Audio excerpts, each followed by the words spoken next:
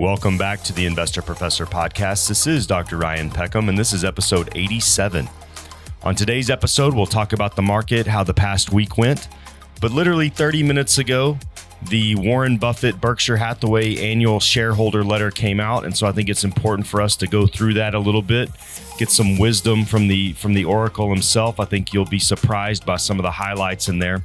We're also going to talk about some of the retirement trends happening because of last year's dismal performance and how that is impacting Americans in retirement. And so I think it'll be a pretty good show going over those. Might be a little short, but let's go. Here we go. Get your mind right. Let's get to work.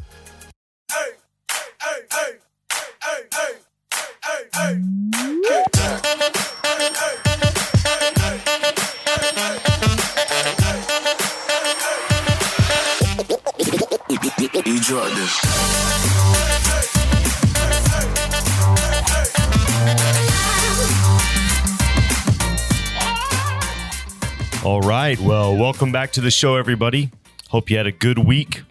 Man, the stock market struggled again this past week with, kind of giving back these January gains. The Dow Jones is actually negative for the year now. NASDAQ still holding on to the gains. S&P still holding on to the gains. So S&P, I think, is up about 3.4. NASDAQ still up about 8. And you have the Dow Jones down 1% for the year. And so a lot of this is the economic data coming out showing that inflation is not going to be a straight line down. I'm really not sure why people expected it to be a straight line down. There's a couple numbers that people aren't thinking about. So you have a lot of the spending in January increased. So you look at the consumer expenditures, consumer spending, consumer price index, producer price index. All of these things were up a little bit for the month of January. And there's a couple things that, that really aren't taken into consideration. For one, there was a huge increase in Social Security benefits for the month of January. I believe most people who receive Social Security got an 8.9% bump. And so that puts a lot more spending power into their pockets, being able to go out and spend a little bit more money. And so we'll see if this, we will see, March, how that goes. The next Fed meeting is going to be the end of March. And so we'll get some more numbers before that data comes out. And so the stock market here is looking at, do they have to price in more rate hikes? It's the same thing over and over and over again. I'm tired of talking about it. And so, they're probably going to have to raise interest rates above 5%. You're seeing the market price that in. You're seeing mortgage rates go up. But CDs are going up. Savings accounts hopefully are going up. You can look for some high yield savings accounts at, American Express has them, Ally, Capital One. All of those offer a high yield savings account to kind of help you out with your cash there.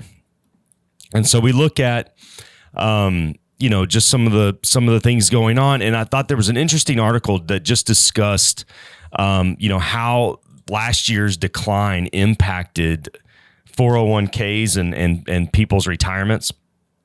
And so you look, the average 401k last year was down 23%.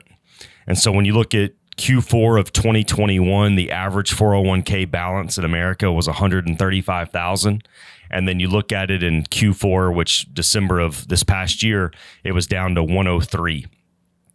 And so, you look at that really impacts people's ability to retire. And so because of that, you're seeing this 1 in 6 retirees are actually thinking about returning to work, which would be considered unretiring. And so, Americans are definitely living longer. I also saw an article this week that said, forget about working 40 years. Now it looks like Americans are going to have to work 60 years, right? So that 40 years comes from, let's say you permanently enter the workforce at 25, you work until you're 65 years old, and then you retire, and that's just not the case anymore. One of the reasons is that people are just a lot healthier than they used to be. And so boredom is actually a really big problem for people who retire. I mean, I have been meeting with a number of people for years and years, and I can tell you that a lot of times with some of my older clients, it's not that they necessarily want to retire. They just want a 6-month vacation. I mean, they really just want some time off to kind of do some things and then come back either on a part-time basis or just really take a position that doesn't have maybe the stress that their old career had, but something where they still feel valuable and they can make an impact. So there are a lot of older people working now, and I mean, here's the stats for you. Let's see, adults 65 to 74, participation rate was 25.8% in 2021, and that is expected to grow to 30.7% by 2031. And then people who are 75 and older, that's expected to reach 11.1%. And so, speaking of people that are 75 and older, Berkshire Hathaway's annual meeting is going to be set for May. This is the time when Warren Buffett puts out his annual shareholder letter, and it literally came out 30 minutes ago. And it's just amazing to read through this to see how they did. And it's just amazing that, he's 92 years old. His partner, Charlie Munger, is 99. They're right here behind me. I have 2 busts of them in my office that I look at regularly.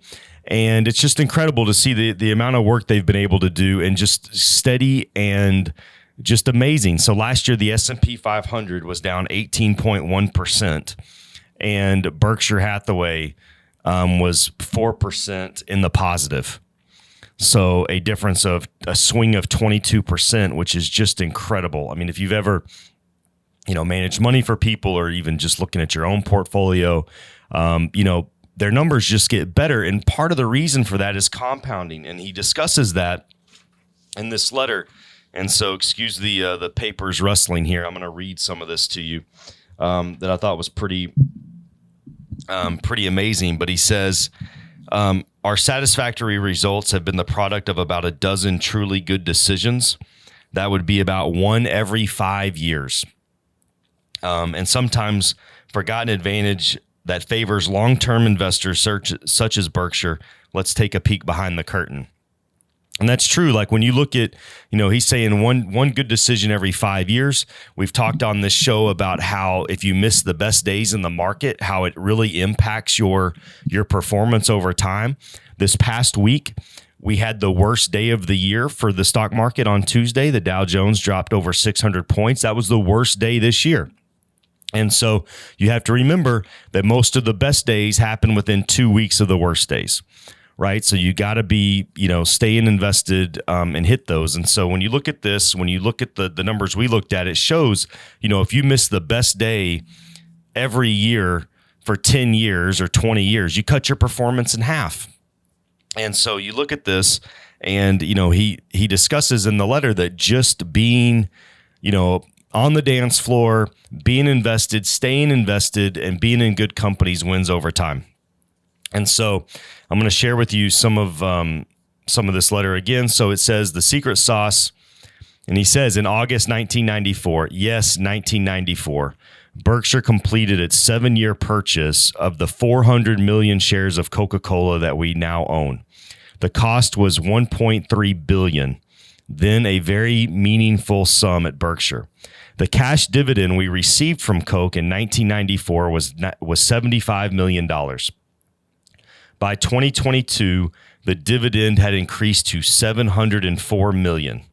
Growth occurred every year, just as certain as birthdays.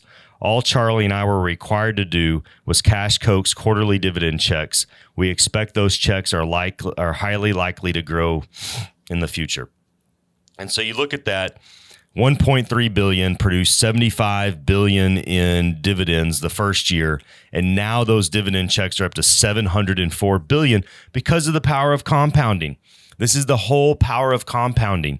Coca-Cola has, raised their dividend every single year, and Berkshire has been a direct beneficiary of those raises. And so when you look at his dividend yield of what they paid in 1994, if we were to go look up Coca-Cola right now, it's going to show us a dividend yield, which is the amount of money that you're making, the amount you're making on your investment, of 3.06%. But of course, that is if you buy Coke right here at this price, $59.84, which is where it currently is. If you bought shares today, your yield would be 3.06%.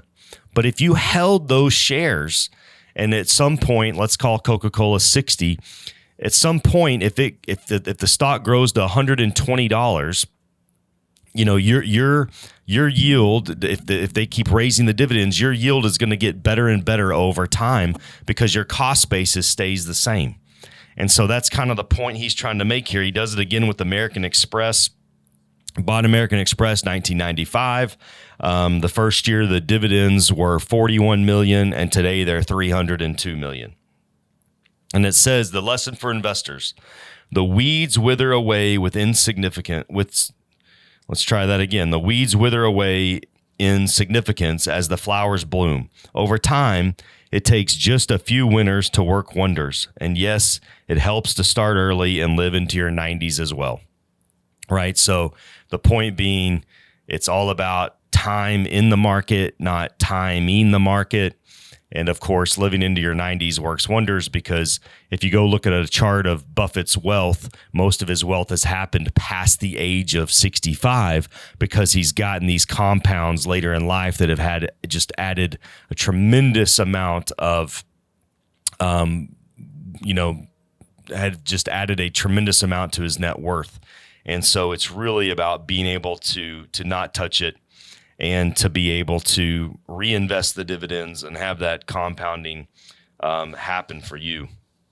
And so, there's just so many lessons when you look at this. He talks about the American tailwind, and I think that's an important point to make because there is so much negativity when you watch the news and you watch everything. It seems like all it is the problems that we're facing. And so you really need a little bit of optimism, whether you create it yourself or whether you garner it from somewhere else. But I mean, you really do have to think about, you have to invest in something. And we've talked about that before. Invest in yourself, invest in America. And he discusses that. He says, America would have done fine without Berkshire. The reverse is not true. The American tailwind, capitalism, doing well. He discusses some of his, bad investments that really wouldn't even matter at all now, based on just kind of time going by. And I think that's also an important thing. When we're looking at things day to day, we think about, how important it is, but over time, the importance of some of those decisions really don't matter as much as some of the good ones that we make. And he talks about the S&P 500, right? The most profitable businesses around. And at year end 2022, Berkshire was the largest owner of 8 of the most profitable companies, which included American Express, Bank of America, Chevron, Coca-Cola, HP, Moody's, Oxy, and Paramount Global. And so just pretty impressive when you look at that, and you look at how just consistent they've been able to be. I mean, the consistency is the key. I mean, I talk about being consistent, whether it's your workout or saving money or whatever, but I mean, it's, that consistency. And you think about, doing it. I think his first investment was 11 years old. And so, just being consistent for that amount of time is just admirable. I mean, it's just the amount of dedication it takes is ridiculous. Talks about the amount of taxes they paid. And then he talks about some of his favorite quotes from Charlie Munger, his partner, and some of them are pretty good. There's a ton on here, but I'm going to highlight a couple. One of my favorites, it says, you have to keep learning if you want to become a great investor. When the world changes, you must change, right? So sometimes we can get locked into our philosophies, but you got to be able to, to make a change or pivot from those if things start to look a little bit different. It says patience can be learned. Having a long attention span and the ability to concentrate on one thing for a long time is a huge advantage, which is key. And then There is no such thing as a 100% sure thing when investing. Thus, the use of leverage is dangerous. A string of wonderful numbers times 0 will always equal 0. Don't count on getting rich twice. And so leverage, which you should know by now, is borrowing money. That's, when you look at a margin account, you're borrowing money to make an investment. And if it goes against you, you start losing money very, very quickly. And so over the years, we've discussed that you don't want to use leverage. You're borrowing money, and man, you can just lose a lot of money. I mean, when you see people going bankrupt or companies going bankrupt, a lot of times leverage is involved. And so you have to be very careful with that. But you can go find this letter. If you type in Berkshire Hathaway annual letter, it'll take you right to their website, and you can see all the letters from many years past. And so reading these is kind of just a nice way to feel calm about the way that you invest. When you see, for me, when you see kind of all the crazy things that people do, this is always kind of a North Star for me. I look forward to going to that meeting in early May, and we'll, of course, bring you some updates for that. So I hope this has been official for you. I think it'd be a great piece of homework. Your homework this week, go read the letter and go look at some of the companies that Berkshire owns. I could name some, but I'd rather you go look them up. Go look at what they've been able to achieve. It's pretty incredible. And if you haven't watched the HBO documentary on him, on Berkshire and Warren and Charlie, you should really check that out. You can get it on YouTube for free. Just go to YouTube, type in HBO Warren Buffett documentary. It'll come right up. And, there's a lot worse ways you could spend an hour. So hope this is helpful for you. Kind of a short episode this week. I'm running the Fort Worth Cowtown Marathon tomorrow, half marathon. And so looking forward to seeing a lot of you there. I know a lot of you are running, so let's get excited. Let's do this. And I hope you have a great week. Don't mistake activity for achievement. I'll see you next time. Thanks, everybody.